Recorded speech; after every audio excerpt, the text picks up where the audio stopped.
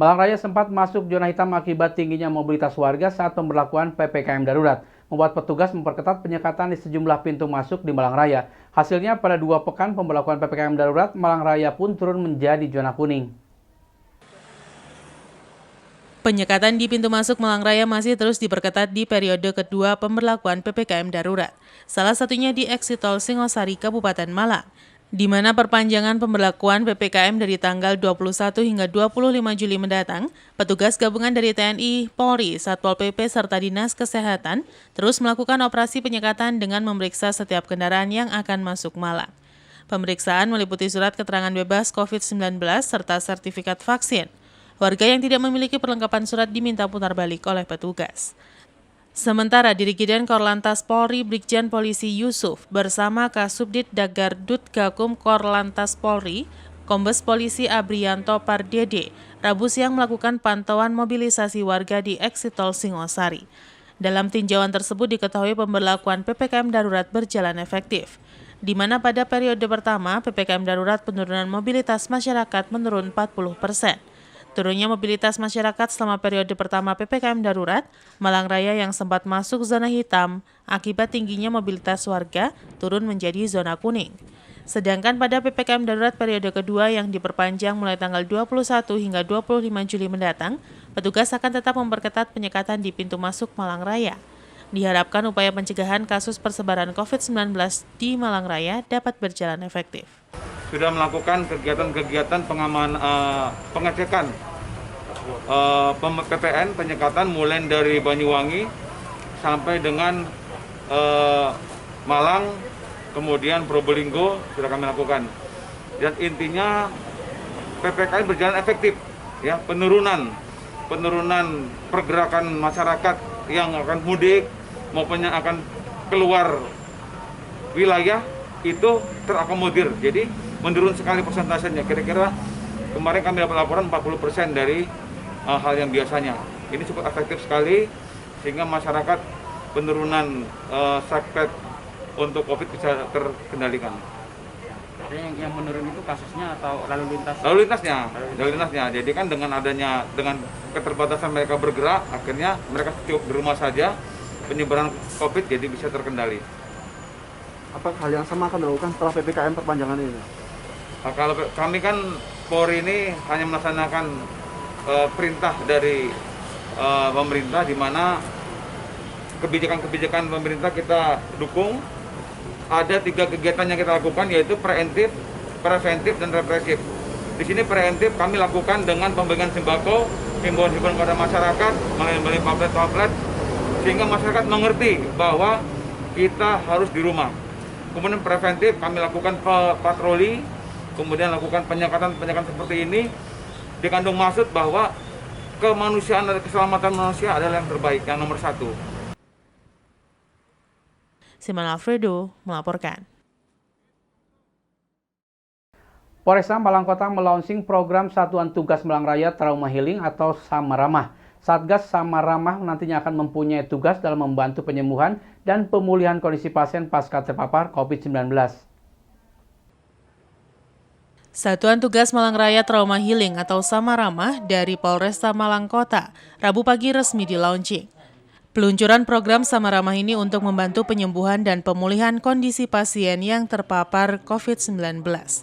Dalam launching program Sama Ramah ini, Wali Kota Malang bersama Kapolresta Malang Kota serta Komandan Kodim 0833 Kota Malang secara simbolis mengenakan rompi kepada petugas Satgas Sama Ramah.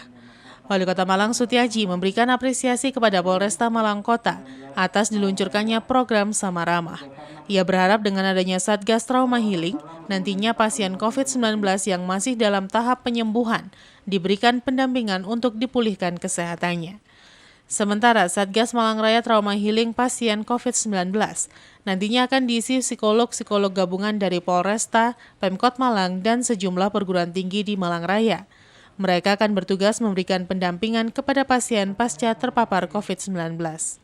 Kalau pengalaman saya sendiri yang dulu itu kan terpapar itu halusinasi saya masalah. Saya itu sudah di halusinasi saya itu mesti ada makam, ada jenazah, orang tua yang sudah meninggal itu menghantui kita. Nah kalau kita itu terus menghantui kita kan mesti imun kita malah turun, semangat hidup kita malah rendah. Ya, bukan tidur Mbak, tapi begini itu mesti yang terlihat ini, karena sudah wah ini mematikan dan seterusnya. Nah ini kan perlu ada pendampingan ketika memang sudah terpapar. Terus ada saudara-saudara kita yang pasca terpapar. Ya, pasca terpapar gimana?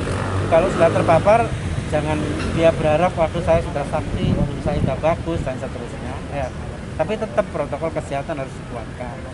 Selain itu ada yang dia terpapar, ya, pasca terpapar, dia ditinggal oleh anggota keluarganya.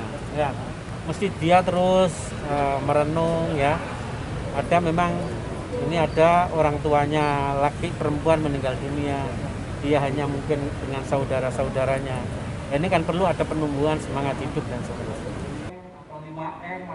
Simon Alfredo melaporkan. Pemerintah resmi memberlakukan perpanjangan pemberlakuan pembatasan kegiatan masyarakat atau PPKM darurat hingga tanggal 25 Juli 2021. Agar warga masyarakat mengetahui, Wakil Wali Kota Batu melakukan sosialisasi ke sejumlah pedagang dan tukang ojek pengkolan di wilayah Kota Batu. Pemberlakuan pembatasan kegiatan masyarakat atau PPKM darurat resmi diperpanjang hingga 25 Juli 2021.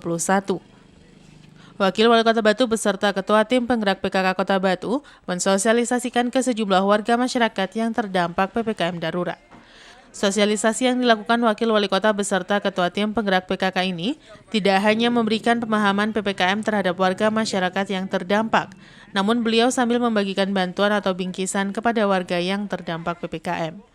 Selain memberikan ekstra belanja kebutuhan pokok gratis, Wakil Wali Kota juga memberikan sedikit bantuan uang kepada tukang ojek pangkalan di wilayah Kota Batu.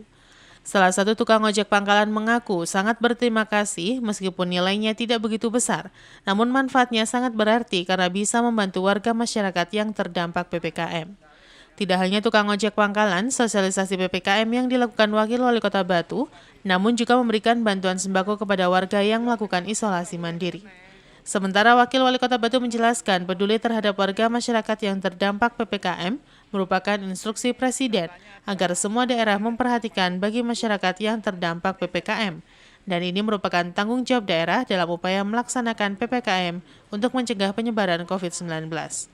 Diharapkan sosialisasi dengan cara humanis dan membagikan bantuan terhadap warga masyarakat yang terdampak PPKM darurat bisa menjadi contoh pejabat-pejabat lainnya yang ada di Kota Batu. Ini salah satunya bapak ojek, sopir truk, sopir pickup yang hari ini nganggur.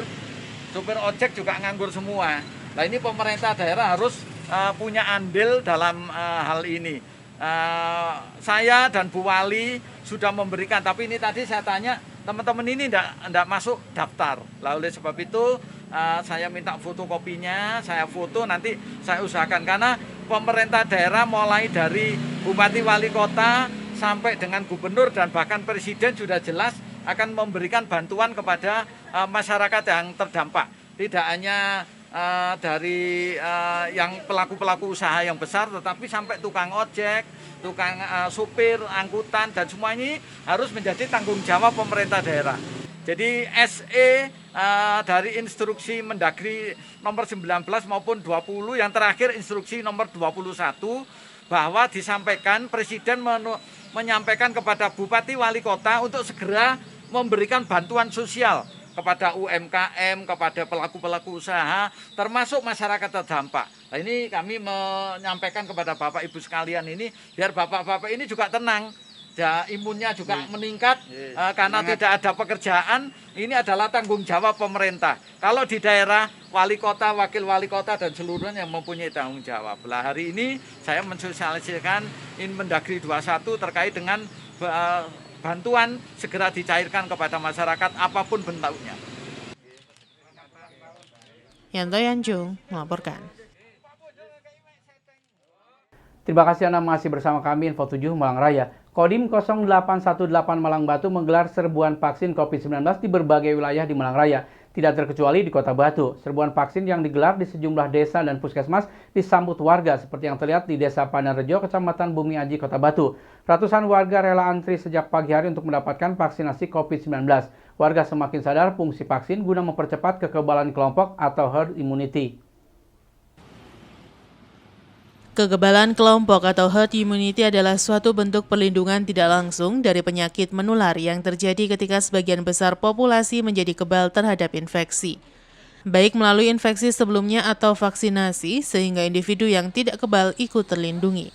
Atas dasar itulah, mendukung suksesnya percepatan vaksin COVID-19, Kodim 0818 Malang Batu menggelar serbuan vaksin kepada masyarakat Malang Raya, tak terkecuali di Kota Batu.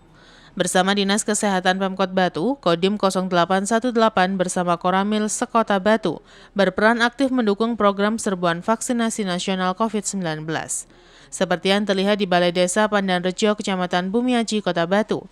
Sejak pagi hari sebanyak 150 warga Desa Pandanrejo mengikuti serbuan vaksinasi Kodim 0818. Masyarakat sangat antusias mengikuti kegiatan vaksinasi ini. Serma Dwi Sigit Darmawan, Babinsa Desa Pandanrejo mengatakan, serbuan vaksin yang diinisiasi Kodim 0818 ini merupakan kerjasama semua pihak dalam mensukseskan percepatan vaksinasi COVID-19. Selama pelaksanaan vaksinasi, peserta menerapkan protokol kesehatan dengan cukup ketat. Selain wajib mengenakan masker, juga jaga jarak serta cuci tangan sebelum dilaksanakan vaksinasi. Selain di Desa Pandanrejo, serbuan vaksin Kodim 0818 juga digelar di Desa Sumber Berantas dengan jumlah sasaran 100 peserta, Puskesmas Batu 130 peserta, Puskesmas Sisir 150 peserta, Puskesmas Beji 150 peserta, dan Puskesmas Junrejo 150 peserta. Antusiasme masyarakat dalam mengikuti vaksinasi sangat tinggi. Untuk itu, Dinas Kesehatan sengaja menggelar pelaksanaan vaksinasi jemput bola dengan menggelar vaksin COVID-19 di desa-desa dan kelurahan yang tersebar di 3 kecamatan sekota Batu. Tujuannya agar lebih mudah diakses warga, juga tidak terjadi penumpukan warga, serta agar pemberian vaksin merata. Gencar-gencarnya karena wabah ini sekarang kan begitu merajalela dengan ketinggian kematian yang kayak gini ya. Makanya dari pihak TNI sebisanya untuk pengadaan vaksinasi ini kita prokesnya pun kita perketat. Jadi jaraknya yang di luar nggak boleh berkerumun. Ini perintah dari Dandim dan Rem sampai Kasdam sampai ke pusat gitu Pak. Di Bumi Aji sendiri ada berapa titik ini untuk vaksinasi? Untuk serbuan di Kodim 18 ini ada 2 titik. Ini yang di Bumi Aji ini, Kecamatan Bumi Aji ya, di Pandanrejo sama di Sumber Berantas sekarang. Karena ini pandemi ini sudah dinyatakan perang gitu. Jadi perang melawan, jadi perang tidak sama musuh, tapi ini musuhnya nggak kelihatan karena virus. Makanya kita harus perketat betul. Miskar, warga Desa Pandanrejo yang juga merupakan BPD Desa Pandanrejo mengaku, meski sempat takut dan kurang diminati, saat ini warga semakin sadar akan pentingnya vaksin untuk kesehatan. Terlebih saat ini kasus COVID-19 di Kota Batu semakin meningkat, dengan jumlah kasus kematian yang cukup tinggi. Ya, alhamdulillah secara umum masyarakat Desa Pandanrejo sangat antusias sekali, mengingat kebutuhan vaksin ini memang sangat dibutuhkan. Terbukti dari bapak-bapak ibu-ibu yang sebetulnya hari ini tidak dapat kuota tetap hadir, barangkali ada yang bapak-bapak yang sudah terdaftar tidak hadir sehingga bisa ikut vaksin. Sangat antusias sekali. Yanto Yancung melaporkan. Akibat buah randu sering jatuh dan mengganggu aktivitas warga dan pengguna jalan, Dinas Lingkungan Hidup Kota Malang melakukan pemotongan pohon randu di Jalan Ki Ageng Gribik, Kedung Kandang, Rabu 21 Juli 2021. Pemotongan 2 pohon randu berukuran sedang ini dilakukan tim potong pohon Dinas Lingkungan Hidup Kota Malang. Pemotongan pohon untuk peremajaan sekaligus atas saran dan masukan warga masyarakat karena buah randu yang jatuh, khususnya yang sudah tua banyak yang jatuh ke jalan, dan kapas dari buah randu sering berterbangan, mengganggu pengendara yang melintas. Pemotongan pohon randu ini dilaksanakan oleh tim potong pohon DLH Kota Malang dengan mengerahkan beberapa unit kendaraan operasional, termasuk kendaraan snorkelip yang bisa menjangkau pohon dengan ketinggian puluhan meter. Pemotongan pohon di Jalan Ki Ageng Gribik ini berlangsung cepat, sehingga hanya menutup satu lajur jalan untuk beberapa saat dan petugas DLH langsung melakukan pembersihan jalan.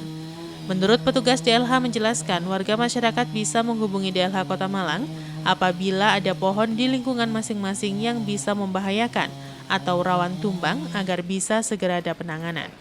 Di lokasi kawasan Jalan Raya Ki Ageng Gribik Kedung Kandang terlihat cukup ramai aktivitas kendaraan karena menghubungkan kota dan Kabupaten Malang, serta di jalan tersebut masih terdapat beberapa pohon randu berukuran besar dan juga tinggi.